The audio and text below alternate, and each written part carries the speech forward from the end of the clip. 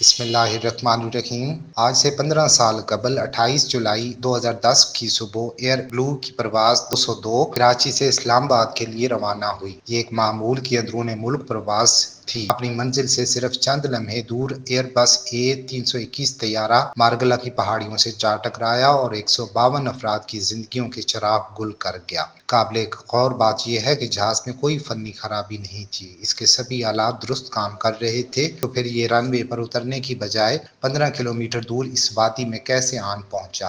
اس سوال کا جواب حاصل کرنے کے لیے ہمیں پرواز کو شروع سے دیکھنا ہوگا۔ طیارے نے کراچی کے ہوائی اڈے سے صبح 7:51 پر اڑان بھری۔ اس میں 146 مسافر اور عملے کے 6 ارکان سوار تھے۔ جہاز کو تجربہ کار کپتان پرویز اقبال چودھری چلا رہے تھے، جبکہ ان کے ساتھ معاون ہواباز منتخب احمد تھے۔ حادثے کی تفصیلی رپورٹ میں لکھا گیا ہے کہ کپتان کراچی سے اسلام آباد کا سارا راستہ اپنے جونیئر کو جھاڑ پلاتے رہے، ان کی تصحیح کرتے رہے اور پورا 1 گھنٹے تک غرور بھرے لہجے میں ان کو لیکچر دیتے رہے۔ رپورٹ کے مطابق اس کاکپٹ میں ایک تناؤ بھرا اور غیر موزوں ماحول پیدا ہو گیا۔ فرسٹ آفیسر کی ڈانٹ ڈپٹ کی وجہ سے دیگر لوگ غلطی کی بروقت نشاندہی نہ کر سکے۔ اسلام آباد کے ہوائی اڈے پر اترنا آسان نہیں۔ ایئرپورٹ کے قریب ہی پہاڑ ہے، اس لیے یہاں اترنے کا ایک مقرر کردہ طریقہ کار ہے۔ پہلے پائلٹ کو آلات کی مدد سے رن وے 30 پر آنا ہوتا ہے، اس کے بعد خود اپنی آنکھوں سے دیکھ کر رن وے 12 پر اترنا ہوتا ہے۔ اس دوران کم سے کم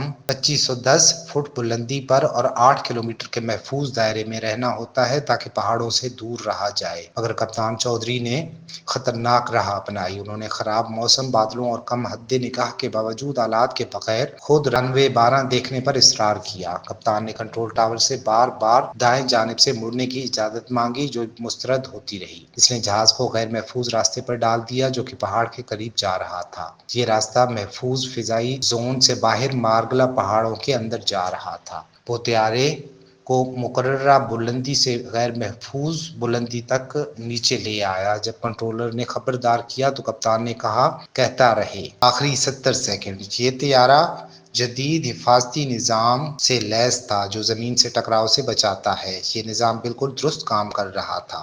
ٹرین حادثے سے 70 سیکنڈ قبل پہلی وارننگ آئی، یعنی آگے زمین ہے۔ اگلے 1 منٹ میں سسٹم نے 21 بار خبردار کیا، جن میں 15 بار پل اپ یعنی جہاز کو اوپر اٹھانے کی ہنگامی کال شامل تھی۔ اب فرسٹ آفیسر کو بھی خطرے کا اندازہ ہو گیا۔ وہ بار بار کپتان کو خبردار کرتا رہا، سر سامنے پہاڑ ہے، بائیں مڑیں، سر زمین قریب آ رہی ہے، سر اوپر اٹھیں، بائیں مڑیں، سر ہم نیچے جا رہے ہیں۔ مگر اس وقت تک پانی سر سے گزر چکا تھا اور کپتان کے ہاتھ پاؤں پھول چکے تھے۔ جب اس نے بائیں مڑنے کی کوشش کی تو غلطی کر بیٹھا۔ اس نے ناپ گھمائی لیکن اسے کھینچ کر فعال نہ کیا۔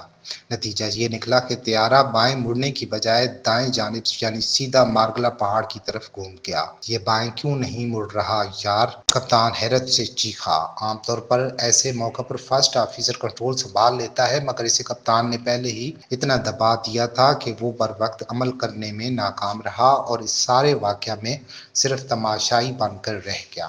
آخرکار 9:41 پر ایئر بلو کی پرواز 202 مارگلہ سے جا ٹکرائی۔ عملے اور مسافروں میں سے کوئی زندہ نہیں بچا۔ وادی میں جگہ جگہ جہاز کے ٹکڑے جلتے رہے اور بعض جگہوں پر جھاڑیوں کو بھی آگ لگ گئی۔ اس کے بعد سے اگلے کئی دن تک اس وادی میں جہاز کے ملبے کے ٹکڑے، مسافروں کا سامان، سوٹ کیسوں سے گرنے والے کپڑے اور دوسری چیزیں بکھری ہوئی ملی۔ ہوائی کمپنی نے حادثے کے مقام سے تھوڑی دور اسلام آباد کے دامن کوہ سڑک پر ایک یادگار بنا دی ہے، جس میں حادثے کا شکار ہونے والے 110 مردوں، 29 خواتین اور 7 بچوں کے نام درج ہیں۔